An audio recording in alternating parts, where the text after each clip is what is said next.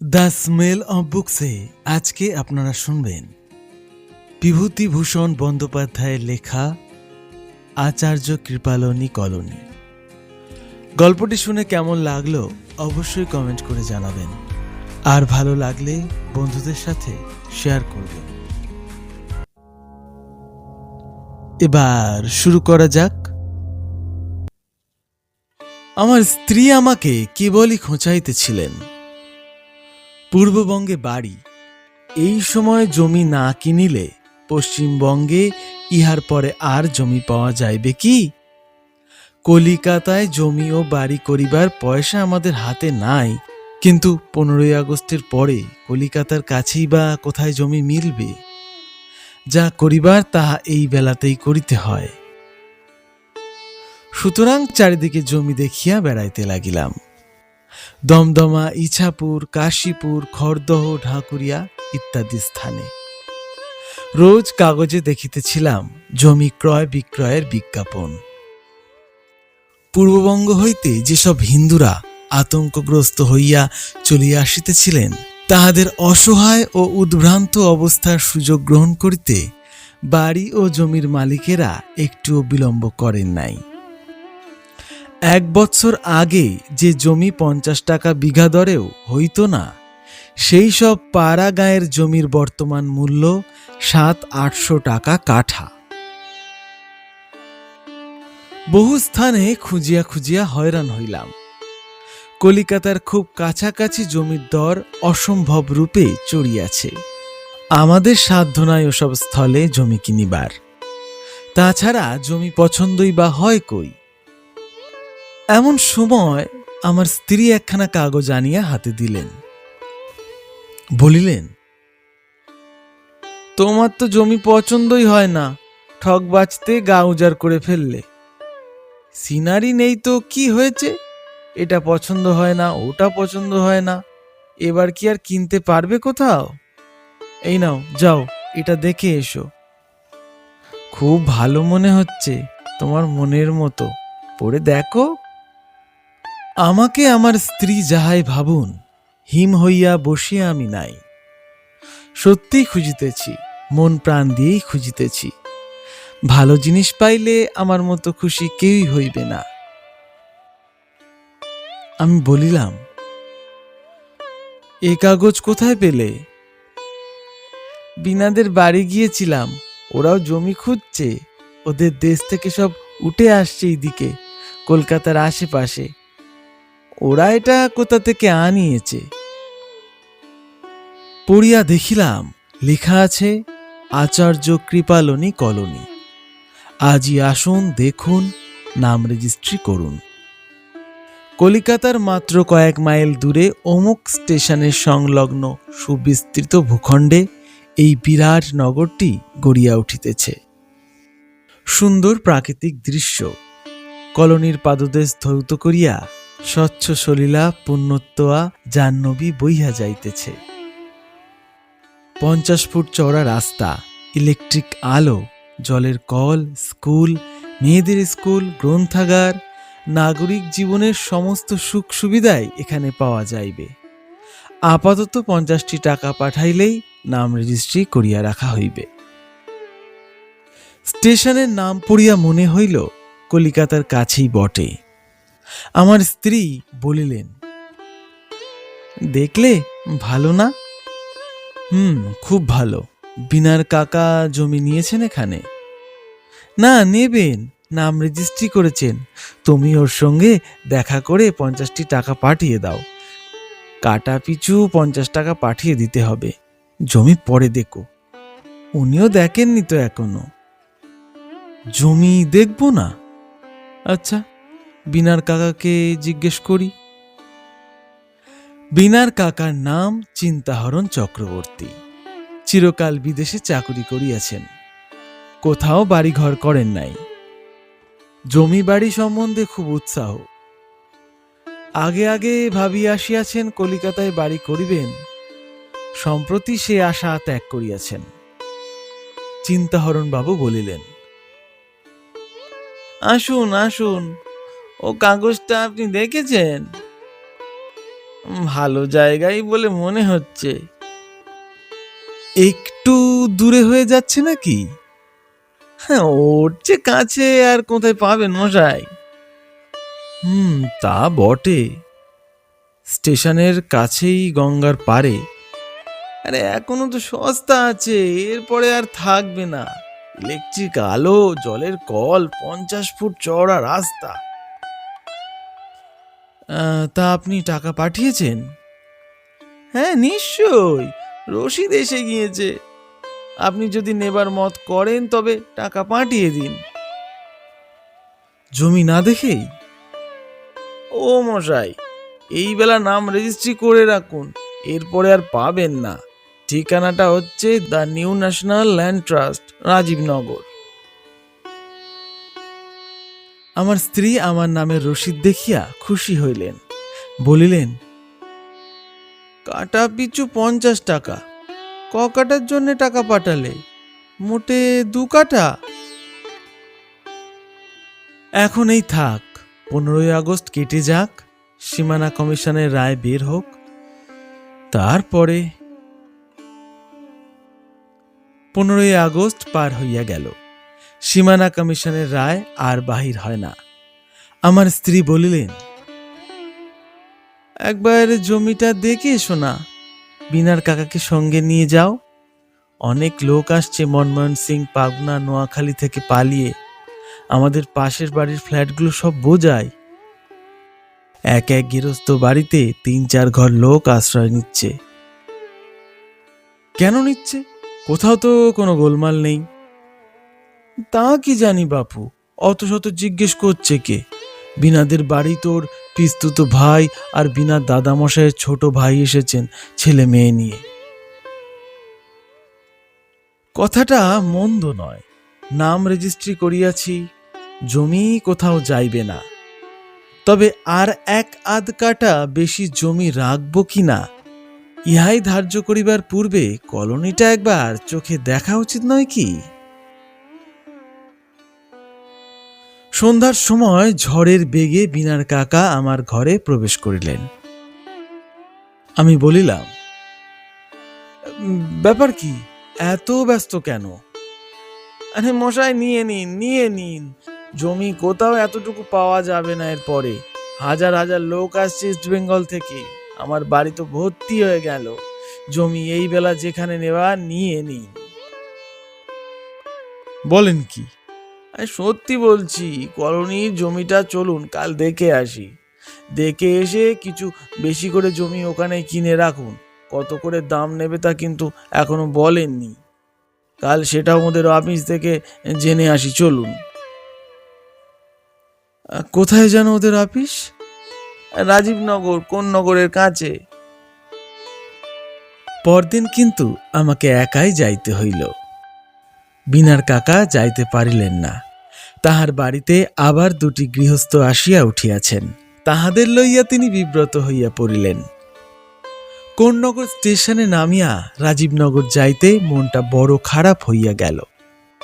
স্টেশনের সংলগ্ন তো নয়ই, পাক্কা 2.5 মাইল দূরে। কাঁচা রাস্তা, কাদায় ভর্তি। যেমন জঙ্গল তেমনি মশা। খোঁজ করিয়া এক গ্রাম্য ডাক্তারবাবুকে জমির মালিক হিসাবে পাওয়া গেল। তিনি একখানা টিনের ঘরে রোগীপত্র দেখিতেছিলেন, যাহাদের সংখ্যা আর যাহাই হোক ডাক্তারের পক্ষে ঈর্ষার বস্তু নয়। আমার দিকে চাইয়া জিজ্ঞাসা করিলেন, কাকে চাচ্ছেন? বিনীতভাবে বলিলাম, আপনারই নাম মনীন্দ্র ঘটক? আমি যশোর থেকে আসছি। আপনি কাগজে বিজ্ঞাপন দিয়েছিলেন। নিষ্প্রিয়ভাবে বলিলেন, ও। এবং পরেক্ষণেই রোগীদের দিকে মনোযোগ দিলেন পুনরায়। আমি বড় আশা করিয়াই গিয়াছিলাম। কলিকাতা হইতে মাত্র 9 মাইল দূরে স্টেশনের গায়ে জমি। এই জমিটা লইতে পারিলে নানা দিক দিয়াই সুবিধা। কিন্তু জমির মালিক অত নিষ্প্রিয় কেন? তবে কি বিক্রয় করিবেন না মনস্থ করিলেন? প্রায় মিনিট 10 কাটিয়া গেল। দাঁড়াইয়াই আছি, কেউ বসিতেও বলে না। আবার সাহস সঞ্চয় করিয়া বলিলাম, আগে আমি এই ট্রেনেই আবার ডাক্তারবাবু মুখ তুলিয়া বলিলেন, আরে কি বলছেন? ওই জমিটা। কোন জমি? কাগজে বিজ্ঞাপন দিয়েছিলেন, স্টেশনের সংলগ্ন কৃপালনী কলোনি। ও। আবার রোগীদের প্রতি তাহার দৃষ্টি নিবদ্ধ হইল। আমিও অতটা সুবিধা সম্পন্ন যে জমিটুকু তাহার খোদ মালিককে বিরক্ত করিতে সাহস করিলাম না। 10 মিনিট কাটিল। এবার ডাক্তারবাবুই আমাকে বলিলেন, তা বসুন। বসিবার অনুমতি পাইয়া কৃতার্থ হইলাম। অনেকক্ষণ হইতে খাড়া দাঁড়াইয়া আছি। বসিবার মিনিট 2 পরে আমি বলিলাম,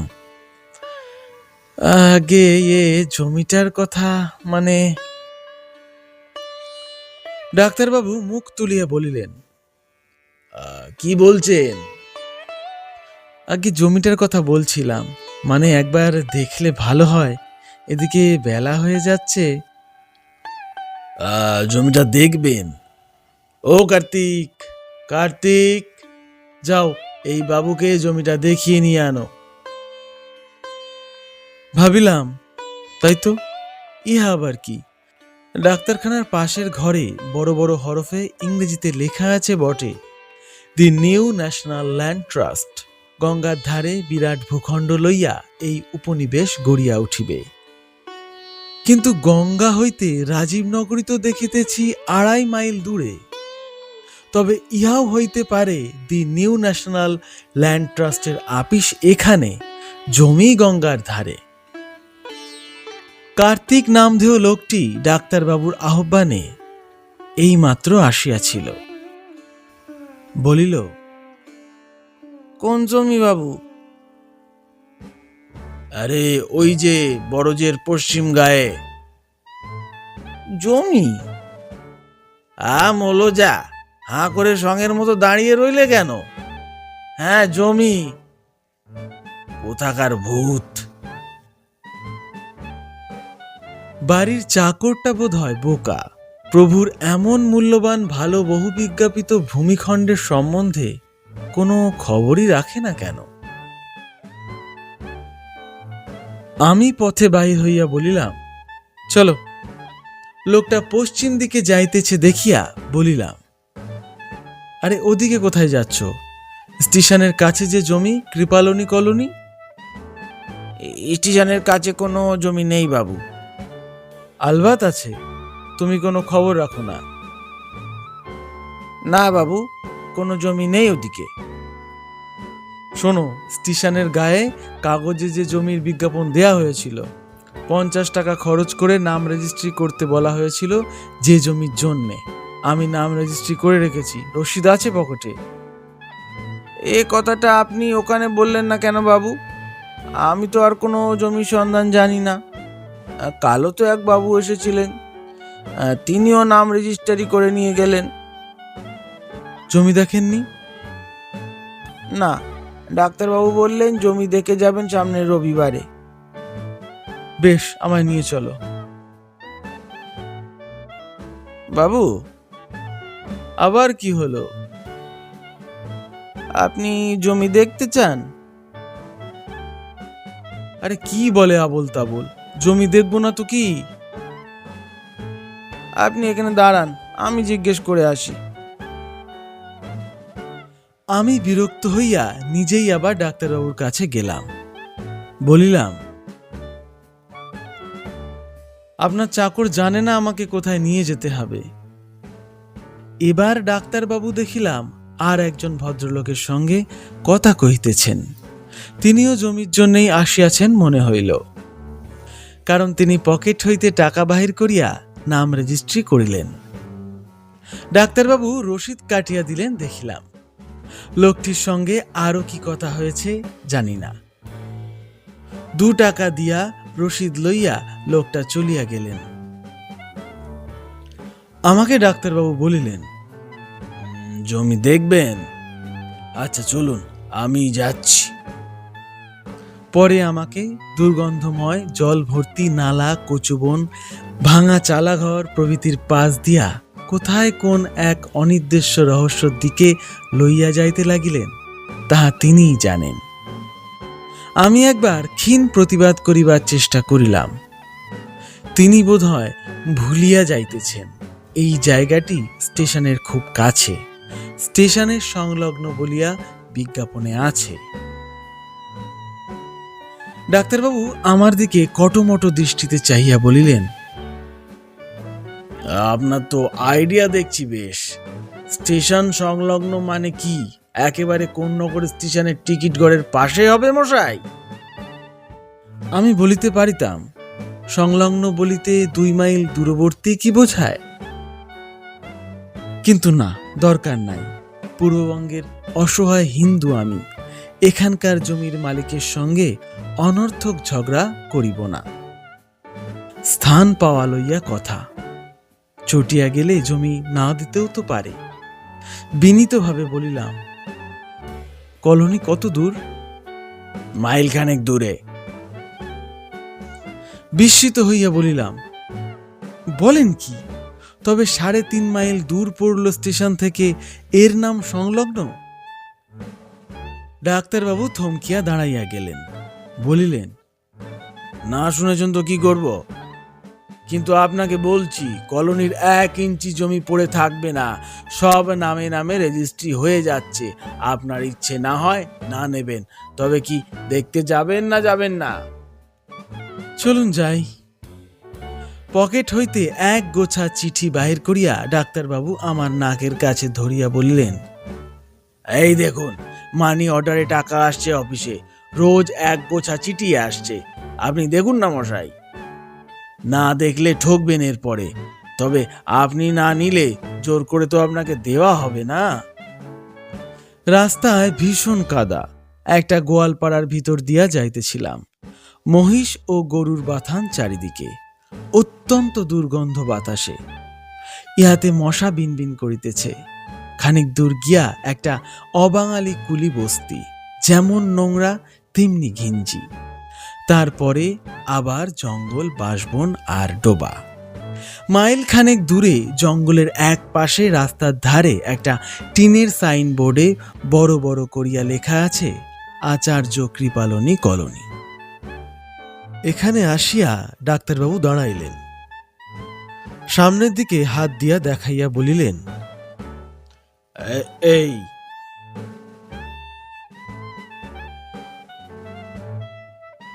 চারিদিক চাহিয়া চুপ করিয়া দাঁড়াইয়া রহিলাম।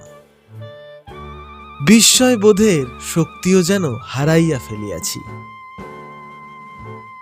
ইহার নাম আচার্য কৃপালনী কলোনি? এই সেই বহু বিজ্ঞাপিত ভূখণ্ড? কোথায় ইহার পাদদেশ ধৌত করিয়া গঙ্গা প্রবাহিত হইতেছে? কোথায় সুন্দর প্রকৃতির দৃশ্য, 50 ফুট চওড়া রাস্তা, ইলেকট্রিক আলো, জলের কল প্রভৃতি? ছবির সঙ্গে এই অন্ধকার বাঁশবন, কচুবন, ওলবন আর মশা ভরা ডোবার সহিত খাপ খাওয়াইতে অনেক চেষ্টা করিলাম। মনকে অনেক বুঝাইলাম রাসবিহারী এভিনিউ কি ছিল, অমুক কি ছিল, কিন্তু পারিয়া উঠিলাম না। তাছাড়া এখানে ভাঙা জমি বা কোথায়? সব তো জলে ডোবা, আর জলের মধ্যে মাথা তুলিয়া দাঁড়াইয়া আছে বন কচুর ঝাড়। সে কথা বলিয়া লাভ নাই। ডাক্তারবাবু গর্বের সহিত বলিলেন, 650 করে কাঠা, তাই পড়তে পাচ্ছে না। সব প্লটের নাম রেজিস্ট্রি হয়ে গেছে মশাই। কিন্তু প্লট বলিতে জমির টুকরো বোঝায়, এখানে জমি যে নাই, এ তো সবই জলাভূমি। পুণ্যত্বয়া স্বচ্ছ সলিলা জাহ্নবী ইহার দৃশ্যমানায় আছেন বলিয়া মনে হইল না। বলিলাম, আচ্ছা, গঙ্গা এখান থেকে কত দূর? বেশি নয়, মাইল খানেক হবে, কিংবা কিছু বেশি। তাই বা কি করিয়া হয়? গঙ্গা এখান হইতে 4 মাইলের কম কি করিয়া হয়, বুঝিলাম না। সে যা হোক, তর্ক করিলাম না, ফিরিয়া আসিলাম। এই জলাভূমি আর কচু বনি হয়তো ইহার পর পাইব কিনা কে জানে। মন ভীষণ খারাপ হইয়া গেল। বাড়ি আসিতেই স্ত্রী ব্যস্ত হইয়া জিজ্ঞাসা করিলেন, হ্যাঁ গা, কিরকম দেখলে, ভালো? আমি বললাম, চমৎকার। বলো না, কিরকম জায়গা? গঙ্গার ওপর? সংলগ্ন সংলগ্ন বলা যেতে পারে। বেশ বড় রাস্তা করেছে না? মন্দ নয়, বড়ই। বিনার কাকাকে সেদিন কিছু বলিলাম না। 50 টাকা জলে ফেলিলাম বটে, কিন্তু হাঁপ ছাড়িয়া বাঁচিলাম। পূর্ববঙ্গই ভালো। আর জমি খুঁজিব না ঠিক করিয়া ফেলিলাম। পরদিন র্যাডক্লিফের রায় বাহির হইল, আমাদের দেশ পশ্চিমবঙ্গে পড়িয়াছে।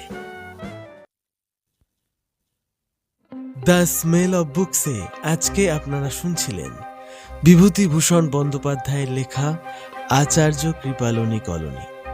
গল্পটি শুনে কেমন লাগলো অবশ্যই কমেন্ট করে জানাবেন, আর ভালো লাগলে বন্ধুদের সাথে শেয়ার করবেন। আসছি নতুন আরেকটি গল্প নিয়ে আর কিছুদিনের মধ্যেই। ভালো থাকবেন, সুস্থ থাকবেন।